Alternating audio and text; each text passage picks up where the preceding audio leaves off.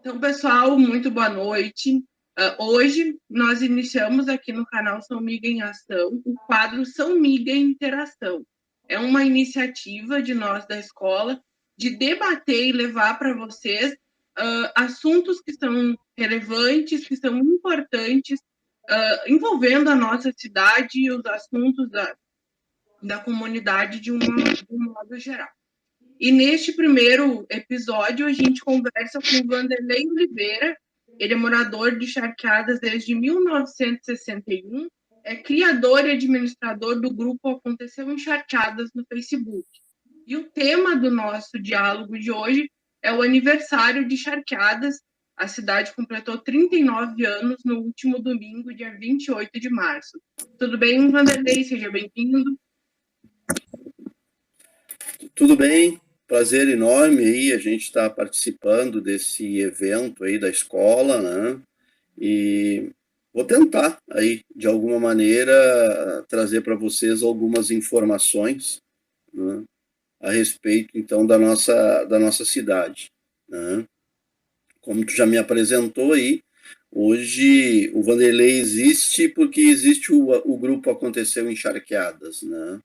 A gente já está aí há 5 anos com esse grupo, e a ideia desse grupo era resgatar a história da cidade, né, com um acervo de fotos, com uma série de outras coisas. Então, seguidamente a gente faz alguns bate-papos aí a respeito da nossa cidade, né, contando um pouco a história, né, de como surgiu as charqueadas. Ok? Certo. E a gente pode dizer que Charqueadas é um município novo, né? Uma criança, em termos de município, né? Tem apenas 39 anos. Como é que surgiu o início do nosso município? Pois é, isso aí é uma pergunta pertinente, até porque, assim, ó, embora sendo um município novo, é um município de emancipação, né? Então, esses 39 anos são de emancipação. Mas se a gente pensar um pouquinho, né, e buscar resgatar aí um pouco da história do Rio Grande do Sul, Charqueadas está contida lá desde a época da Guerra dos Farrapos, 1835. Ou seja, 1835 já existia aqui, né, várias instâncias charqueadoras, né? Então, na época aí da Revolução Farroupilha, Charqueadas pertencia a São Jerônimo, e na verdade nem era São Jerônimo, pertencia a Triunfo, que por sua vez pertencia a Viamão. Então é uma complicação, né? Quando as pessoas pegam e olham o mapa e vê 1809, né? Nós tínhamos 4 municípios no Rio Grande do Sul, que era Rio Grande, Porto Alegre e Viamão, que é uma coisa só. Nós tínhamos Santo Antônio da Patrulha e o Pardo. Então essa região aqui, inclusive Triunfo, pertencia a Viamão. Depois, lá, 1861, São Jerônimo saiu, né, se emancipou de Triunfo. E Charqueadas continuou. Então, 1861, né, ou seja, século XIX, Charqueadas existia, né? Então, nós temos a Revolução Farroupilha, nós temos toda uma série de outros eventos que ocorreram aqui, né, nas nossas terras, né? E por isso que eu disse, é 39 anos de emancipação, mas as terras são antigas, né? Muito antigas. E o nome Charqueadas tem uma relação, digamos, bem íntima com a primeira forma de produção que teve aqui na nossa região, né? Sim, isso aí foi uma coisa... porque assim, ó, como eu disse, tudo tem é a verdadeira teoria do caos, ou seja, uma coisa tem a ver com a outra, embora a gente não perceba, né?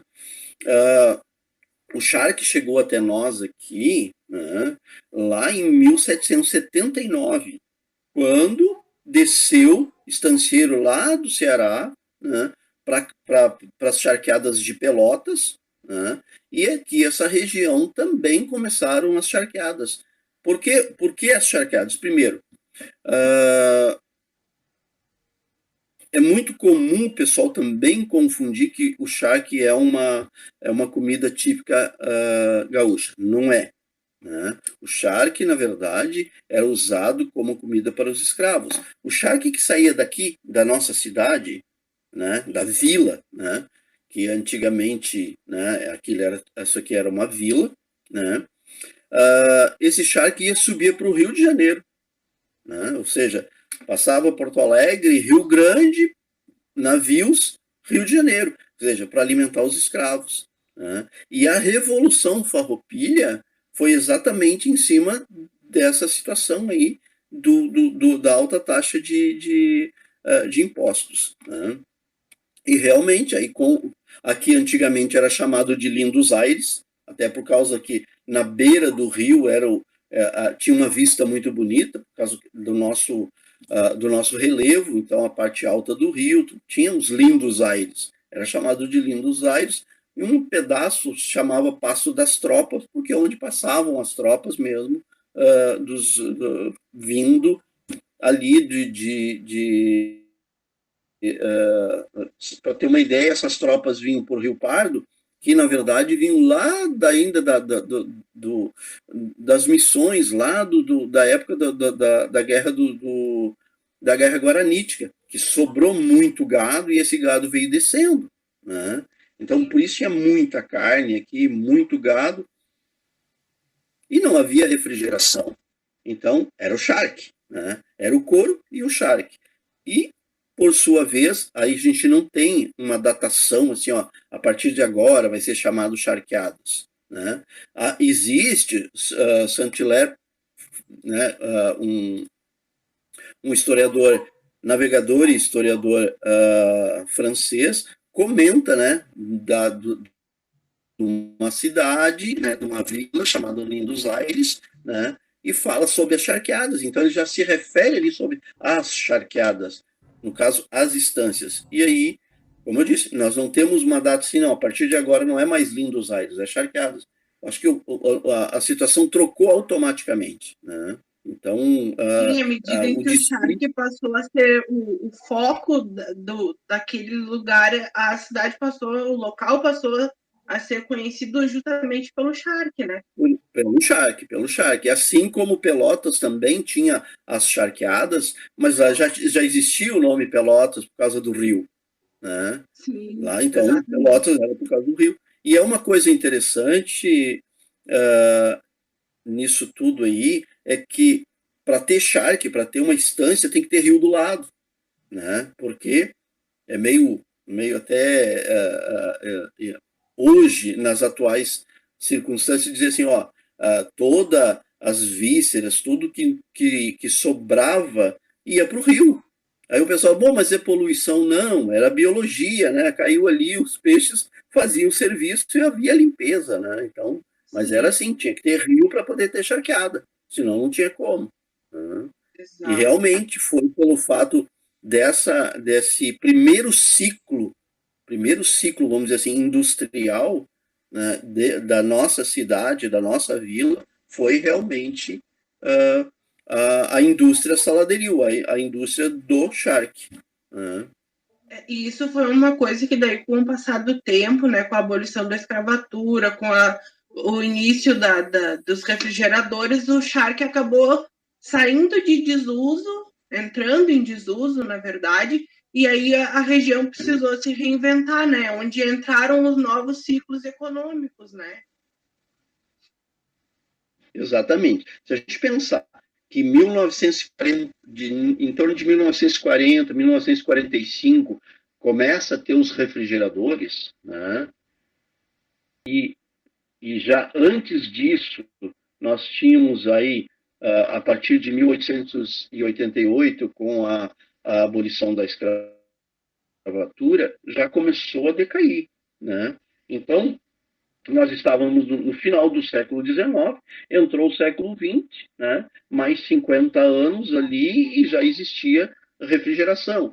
Então, começou a realmente a diminuir, né? Aquela venda em grandes quantidades que ia para o Rio de Janeiro acabaram, né? Embora o Rio Grande do Sul, como professor, sabe, né, que o Rio Grande do Sul foi um dos últimos estados a aceitarem a abolição. Então, ainda existia vamos dizer assim, um comércio ainda do Shark, mas era o declínio, né? Então, já paralelo isso aí, e é interessante isso, né? Como eu disse, existe uma engrenagem toda, né? Porque paralelo isso aí, como se diz o ditado, com o andar da carruagem, as melancias se ajustam. Quando o ciclo do Shark começou a decair, imediatamente da mineração, né? Nós vamos pegar o ciclo da mineração aí também lá em 1800, né? Nós vamos pegar aí James Johnson, né? Claro, levou um tempo, né? Levou um tempo até chegar, até nós termos aí a Copelb, mas foi exatamente nesse tempo. Tanto que, em 1885, Princesa Isabel passou pelas nossas terras aqui, né? Desceu no porto ali, perto da Copelme, atravessou, passou aqui onde é a prefeitura e foi a Arroio dos Ratos inaugurar o poço Princesa Isabel, né? Então, nós estamos inseridos dentro da história, né? E já nesse período, 1885, na verdade, 1882, o James Johnson já começou a fazer as primeiras explorações, né? Então, enquanto o Shark estava já começando a perder força, automaticamente já um outro ciclo estava se construindo, que era o minério. Lembrando que também nesse mesmo período, nos outros países, também a mineração estava em desenvolvimento. Basta lembrar aí que o próprio James Johnson era britânico, né? Então ele veio de lá para pegar e abrir um poço aqui, né, em Charqueadas, né? Basicamente fazer essa exploração aqui nessa região, Charqueadas, Butiá e Arroio dos Ratos. Sim, e com o tempo também a Gerdau, no primeiro momento, a Sucinos também veio para contribuir para essa abertura da industrialização dentro da cidade, né? É que assim, ó, existia um conceito, né? Não vamos entrar em política pura, nós vamos entrar em política administrativa, né? Era um período da administração, né, do regime militar, onde eles tinham esse critério de coloca uma empresa que já vão colocando empresas satélites, né? Então, nós tínhamos a Copelm, uma empresa, né, privada que produzia grande quantidade de carvão, né, e precisava gastar esse carvão, né, ser consumido esse carvão. Paralelo a isso aí, veio a Eletrosul, né? Na verdade, antes era só usina termoelétrica de Charqueadas, né? Para pegar isso e começar essa queima desse carvão e produzir energia, né? Então ela começou a produzir energia, né? E paralelo também a isso aí, chegou um momento em que ela estava produzindo mais do que é cíclico, né? Ela estava produzindo mais do que ela de que consumia. Então veio a Aços Finos Piratini, né?